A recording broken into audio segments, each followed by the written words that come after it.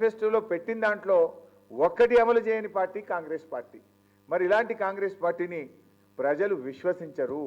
ఇది ప్రజా కూటమి కాదు, ఇది దగా కూటమి, ఇది మోసపూరిత కూటమి, ప్రజల్ని మభ్యపెట్టేటువంటి కూటమి.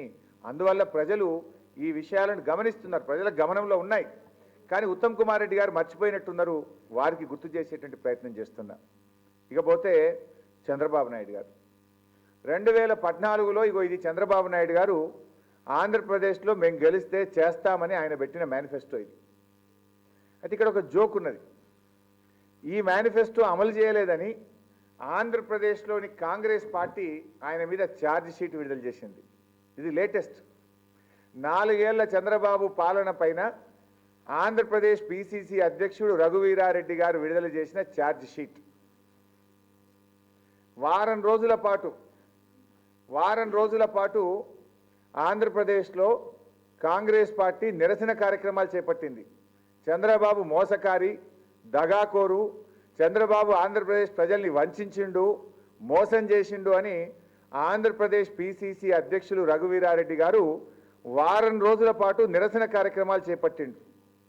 ఆ వారం రోజుల్లో జూన్ మొదటి వారంలో చంద్రబాబు నాయుడు ప్రమాణ స్వీకారం చేసిన 2018 ఇదే సంవత్సరం జూన్ మొదటి వారంలో ఆంధ్రప్రదేశ్ కాంగ్రెస్ చంద్రబాబు ఒక దగా జూటాకోరు, మాట తప్పిండు అని చెప్పి వారం రోజులు నిరసన కార్యక్రమాలు చేసిండ్రు. ఏముంది ఇలా ఈ ఛార్జ్ షీట్ చూడండి. ప్రజా వంచన వారం నిరసనలు. కాంగ్రెస్ పార్టీ చంద్రబాబుకు బిరుదిచ్చింది ప్రజా వంచకుడు. ఏందట ఇందులో ఏం రాసిండ్రు?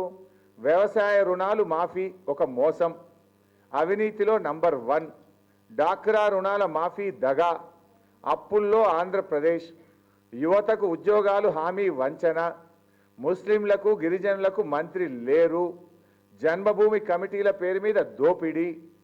ఇలా చంద్రబాబు నాయుడు గారి మీద లక్ష్యశుద్ధి లేని 2022-2050 లక్ష్యాల పెద్ద దగా ఆంధ్రప్రదేశ్ కాంగ్రెస్ కమిటీ.